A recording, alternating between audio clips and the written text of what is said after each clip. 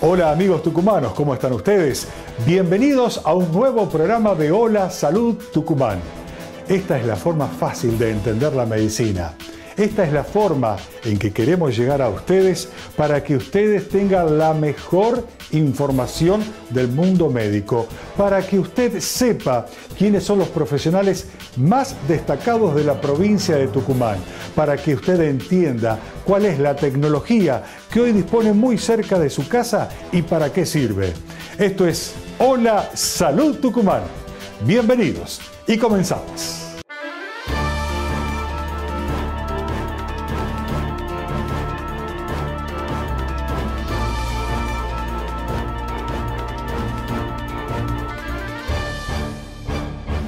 Si hay una parte del cuerpo humano que debemos cuidar considerablemente es la visión. En el cuerpo humano debemos cuidar todo, por supuesto, pero la visión es algo muy importante porque de ser tratado a tiempo distintas patologías, distintas enfermedades, pueden llevar a evitarse, pueden llegar a tratarse de tal forma de no perder tanta visión en el transcurso de los años o hasta evitar la ceguera en algunos casos.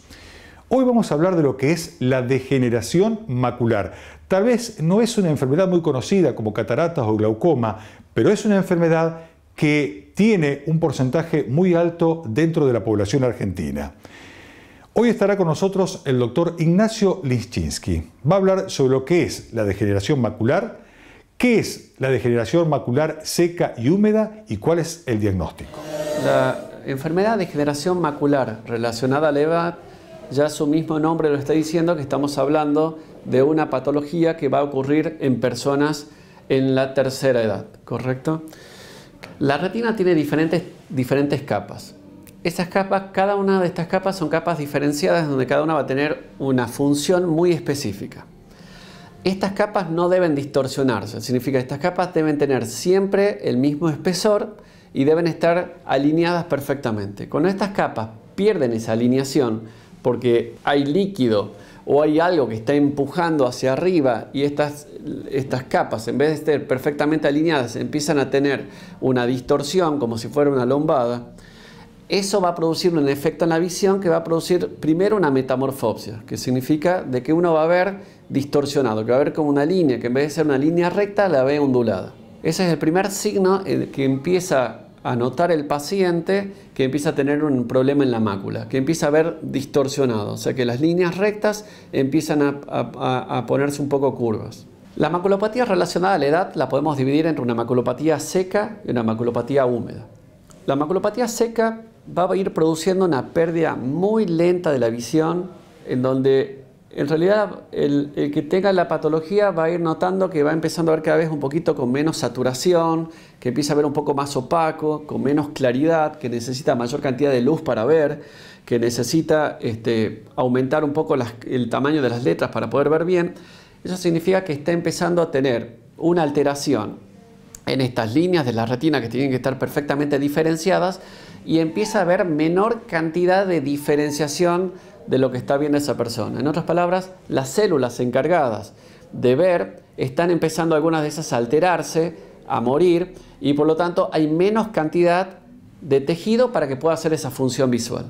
Eso significa que esa degeneración se está produciendo en forma lenta y que va a causar esa visión en donde cada vez le cuesta un poco más a esa persona ver.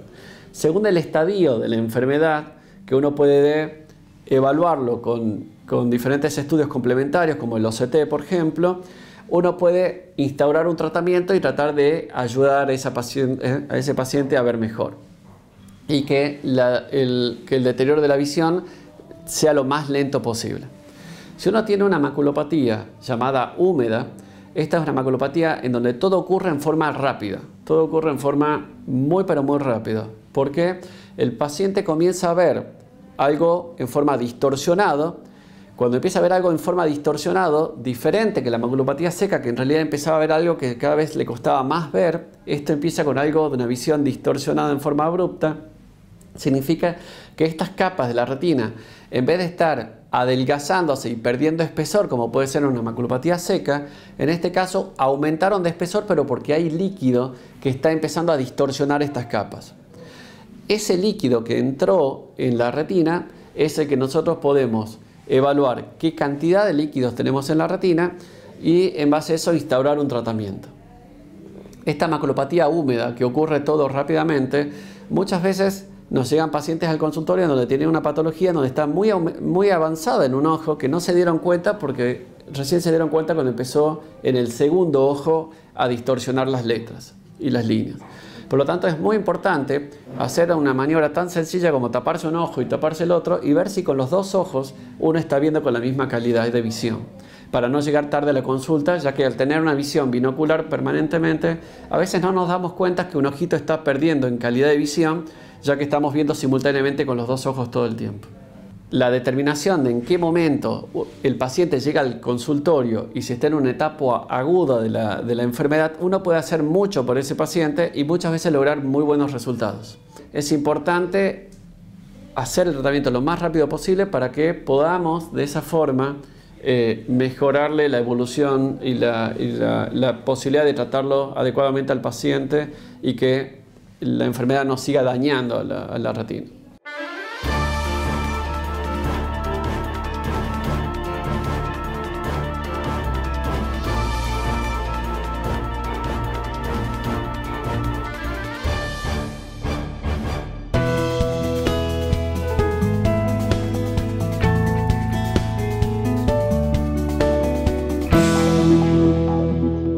En este bloque vamos a ingresar en un tema muy pero muy interesante. Interesa tanto a hombres adultos como mujeres, interesa a los niños, les interesa a los padres y a las madres de los niños. ¿Por qué?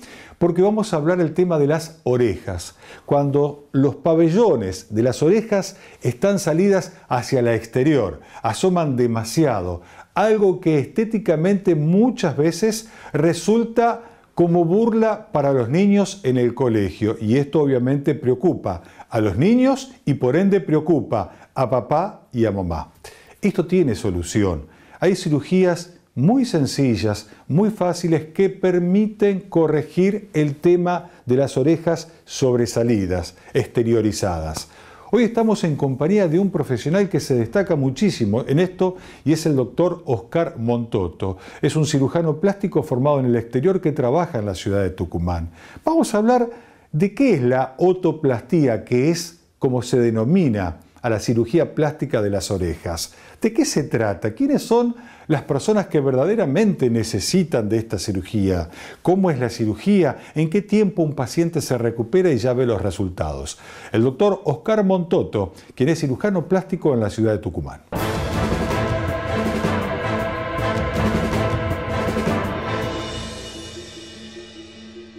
La cirugía de otoplastía es una cirugía cada vez más común. La consulta ha ido creciendo en los últimos años y se realiza mucho más en hombres que en mujeres. ¿Por qué? Porque, bueno, hay algo sencillo, que es que el hombre utiliza pelo corto y cada vez se utiliza el pelo más corto y no las pueden cubrir a sus orejas. En cambio, la mujer generalmente lo que hace para disimular es no utilizar el pelo recogido. Siempre que viene un paciente a la consulta yo le explico. Las orejas prácticamente son todas iguales. El tamaño normal es de 7 centímetros, 6.5, 7 centímetros. O sea, que no es porque la oreja sea grande que está tan marcada, sino porque está muy despegada de la cabeza. Y eso hace que nosotros la llamemos a esta patología orejas en asa. En asa de taza, porque están despegadas del cráneo de la cabeza. La técnica que nosotros utilizamos para mejorar es una técnica muy sencilla y que requiere solamente anestesia local. O sea, que el paciente está despierto durante la cirugía, pero no siente dolor en la zona donde nosotros estamos trabajando. Aproximadamente la cirugía demora 1 hora, donde nosotros trabajamos en las dos orejas, dándole una nueva forma y dejándoles pegadas hacia el cráneo o hacia la cabeza. Terminada la cirugía, el paciente se retira a su domicilio y necesitamos que utilice una vincha durante 15 días, pero al otro día ya puede realizar sus actividades normales. Sí le pido siempre que actividades físicas no realice por lo menos por 15 días, donde nosotros ya retiramos los puntos y ya la cicatriz, que queda totalmente escondida porque se realiza por detrás de la oreja, está cicatrizada. Mucha gente aconseja realizar esta cirugía a los 5 años. Y usted me dice, ¿por qué tan temprano? Porque es una etapa donde los niños ingresan al colegio o ingresan a la escuela. Y muchas veces los compañeros le realizan demasiado bullying y eso puede afectar mucho a futuro en la personalidad de los niños. Entonces, antes de que ese niño ya empiece a sufrir todas las bromas o las gastadas que se realizan en el colegio, uno ya realiza la cirugía y de esa manera impide el bullying en ese niño durante muchos años, durante la primaria y la secundaria. Yo nunca me voy a olvidar de un paciente que tenía, que él me decía, doctor, ya tenía 28 años, y me decía, doctor, durante toda la primaria me cargaba, me la bancaba. En la secundaria lo mismo, en la facultad no tanto, pero ahora soy maestro de 3er grado y los chicos me cargan cada vez que me doy vuelta. Dice, yo ya no lo soporto más. Y bueno, realmente esa cirugía le cambió a él su forma de relacionarse, no solamente con la gente, sino también en el medio laboral. ¿Qué realizamos nosotros durante esta cirugía y cuáles son los pasos? Generalmente lo que nosotros queremos volver a formar son los distintos pliegues que tiene la oreja. Porque hay 2 tipos de pacientes que tienen orejas en asa. El paciente que solamente las tiene despegadas las orejas del cráneo, o el paciente que las tiene despegadas y no tiene ninguna forma ni ningún pliegue en su interior. Entonces, en ese paciente que no tiene forma y no tiene pliegues, le vamos a formar nuevamente todos los pliegues, dándole un aspecto natural y volviendo a pegárselas al cráneo. Y el paciente que solamente el paciente que solamente tiene despegadas las orejas, nosotros realizando una extracción de un pequeño pedazo de cartílago y haciendo algunas suturas en la oreja, podemos devolverla a su posición normal.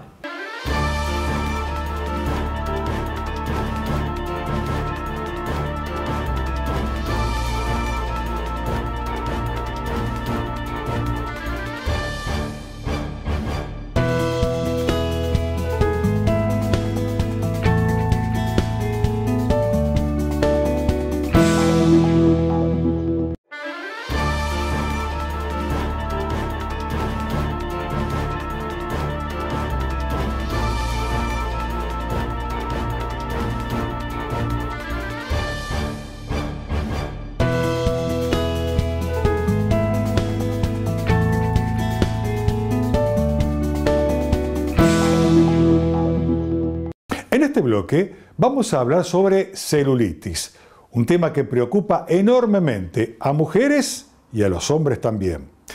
La celulitis, ¿de qué forma es posible tratarla? ¿Cuál es el método más conveniente y efectivo que existe hoy para poder eliminar, o mejor dicho, para poder tratar a la celulitis? ¿Cuál es el tiempo que se requiere para poder tratar esta enfermedad? Para ello hoy estamos en compañía de la doctora María Eugenia Nemes-Yeig, médica estética desde la ciudad de Tucumán, quien se refiere y nos explica sobre este tema.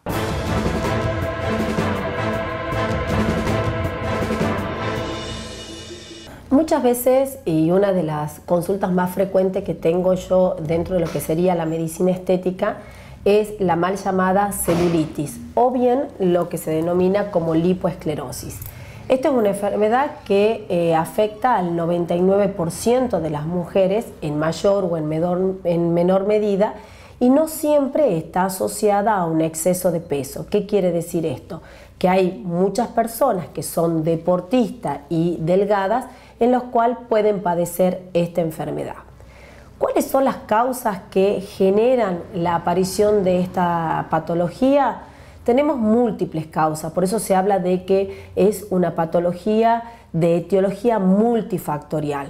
Factores hormonales, que nosotros las mujeres sufrimos grandes ascensos y variaciones, sobre todo de los estrógenos, que alteran la parte circulatorias.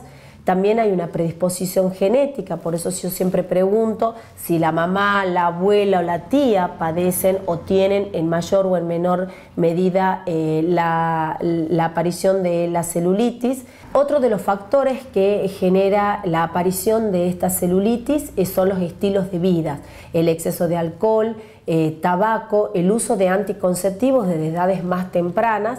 Por eso se ven adolescentes que padecen esta patología, como así también el uso de ropa muy ajustada que actúa como una faja o como liga, alterando la circulación venolinfática. También tiene que ver con los hábitos alimentarios, el ascenso y el descenso de peso, o bien aquellos alimentos que son ricos en grasas y no son ricos en fibra. Todo ese trastorno alimentario también influye o predispone al paciente que tiene ya un antecedente genético a exacerbar la aparición de esta patología desde edades más tempranas. ¿Cómo podemos tratarla? A ver, lo primero que tenemos que saber es que la celulitis o la famosa piel de naranja no se elimina. Nosotros podemos mejorar, evitar de que esto avance y de que algo que me molesta estéticamente no se transforme en una patología, que es cuando la paciente ya me consulta porque tiene pesadez de piernas, porque se le hinchan las piernas, es decir, que hay una retención de líquido, sobre todo en el verano, o bien porque se cansan y les duelen las piernas. Normalmente la consulta es si me duele la pierna, o yo noto que si me pongo un calzado a la tarde, ya cuando me lo saco me queda marcado y muchas veces no puedo volvérmelo a poner. Entonces la idea de esto es prevenir. Cuando aparecen esa molestia que me molesta cuando me voy a poner la malla o la bikini para el verano y la veo a la patología, es prevenir y evitar de que avance a etapas más tardías. Existen múltiples tratamientos, desde tratamientos muy sencillos, pero lo más importante en cuanto al tratamiento para que tenga realmente éxito es evaluar, hacer un examen clínico y determinar qué tipo y qué grado de celulitis existe. Y en base a eso yo voy a encarar un tratamiento. ¿Qué quiero decir con esto? Que los tratamientos no son para todos iguales. Va a depender del tipo de lipoesclerosis o de celulitis que yo padezco al tratamiento a cual lo voy a hacer. Entonces, tenemos tratamiento, sobre todo en la parte de drenaje linfático manual, en aquella paciente que tiene síntomas como por ejemplo pesadez de piernas o se le hinchan las piernas, tratamientos manuales, tratamientos con aparatologías como por ejemplo el ultrasonido, la electroestimulación, y también tenemos ya tratamientos médicos inyectables como es la mesoterapia, la carboxiterapia. O también podemos utilizar el plasma rico en plaquetas cuando esta patología va acompañada o se le suma otra patología que es la flacidez cutánea. Estos tratamientos son tratamientos que se puede hacer un tratamiento de ataque que se hacen 2 o 3 veces por semana durante 2 meses como mínimo, pero también es importante que la paciente tome conciencia de cambiar hábitos que están agravando esa patología, desde la ropa, la alimentación, el tipo de actividad física, no realizar actividades físicas de alto impacto o con calzados inadecuados. Puede practicar yoga, pilates, natación, una gimnasia localizada, todo que tienda a mejorar la circulación. Y también se puede dar un tratamiento por vía oral. Todo esto lo que va a hacer es mejorar, retardar que aparezca o que avance a etapas mayores.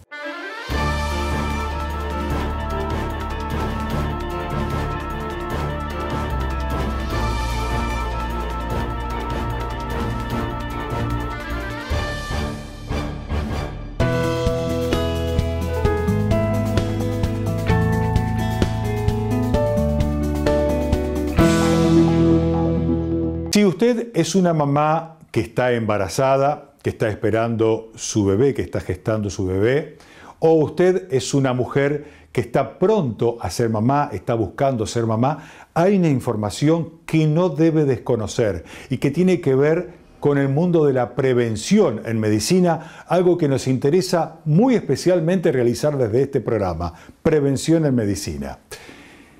Las mujeres embarazadas entre la semana 35 y la semana 37 aproximadamente, esto su ginecólogo se lo va a indicar, deberían realizarse un análisis bioquímico que tiene que ver con la detección de estreptococo grupo B. Así se llama, no le dé tanta importancia al nombre, pero sí quiero que conozca de qué se trata. Y es importante que se realicen este examen, reitero, estreptococo del grupo B, porque es una forma de evitar pasar infecciones que ocasiona esta bacteria hacia el futuro bebé que está por nacer. Hoy estamos en compañía de la doctora Constanza Presti de Chazal, quien es titular del laboratorio bioquímico Presti que funciona en la ciudad de Tucumán. Ella nos cuenta por qué es tan importante que las embarazadas realicen este examen.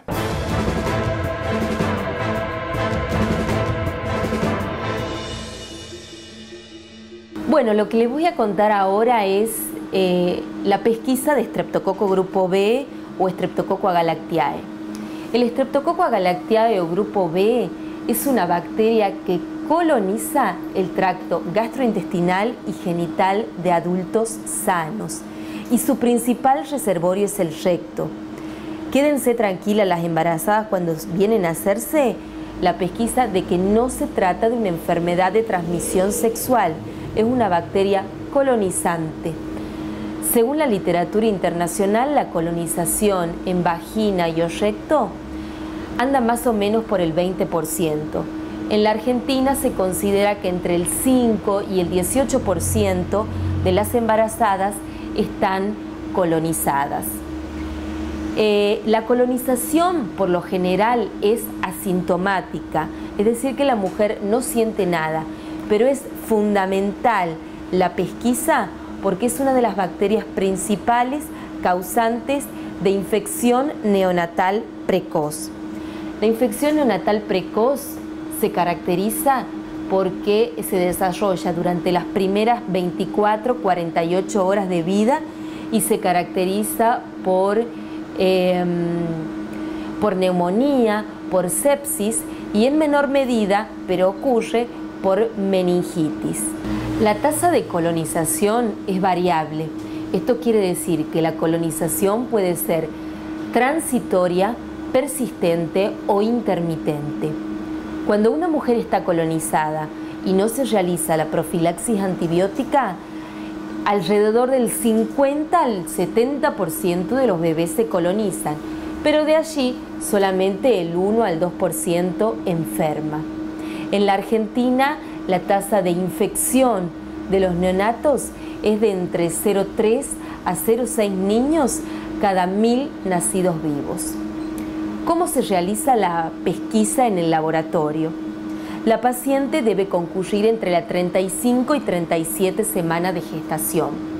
Y a pesar que dijimos que la colonización puede ser transitoria o intermitente, se consideran que 5 semanas antes de que llegue el parto puedo tener resultados fiables, con un valor predictivo negativo de entre el 88 y el 96%. Para realizar la pesquisa se va a tomar una muestra de introito vaginal, esto quiere decir la última porción de la vagina, se va a tomar con un hisopo, no se coloca espéculo, y una muestra rectal, que a veces a la paciente le puede resultar incómoda la situación, pero es fundamental porque el principal reservorio, como había dicho hace un rato, es el recto y es donde mayor recuperación tenemos del germen. Entonces, una vez obtenida la muestra, vamos a pasar a cultivarla. Si ese cultivo resultara positivo, no se angustie la mamá porque existe terapia antibiótica para el germen. Unas horas antes del parto, entre unas 4 y 6 horas, se va a realizar un tratamiento intravenoso. En general lo que más se utiliza es penicilina o ampicilina. Se prefiere penicilina porque tiene menor espectro que la ampicilina. Si se tratara de una paciente alérgica a la penicilina, se puede utilizar cefazolina. Si fuera una resistencia extrema, una alergia, extrema a penicilina o derivados, se puede utilizar clindamicina. En ese caso va a ser necesario la realización de un antibiograma porque hay resistencia, porque puede haber resistencia a la clindamicina. Y si hubiera resistencia, en última medida se utiliza vancomicina. Es decir, que hay una gran cantidad de antibióticos que todavía se pueden utilizar para el estreptococo. Cosas a tener en cuenta, 3 cosas muy importantes a tener en cuenta. ¿Y esto qué es? Que si la paciente va a ir a cesárea, sin importar cuál sea el resultado, no necesita profilaxis antibiótica. Por otro lado, de que si una paciente en un embarazo está colonizada, no implica que lo esté en el siguiente. Por ello es fundamental y es obligatorio, ya que existe una ley, realizar la pesquisa del estreptococo en cada embarazo entre la 35 y 37 semanas de gestación. Y que no existe vacuna, ni para el bebé ni para la mamá, para prevenir la colonización de este germen. La única manera es hacer la pesquisa y realizar la profilaxis antibiótica antes del parto.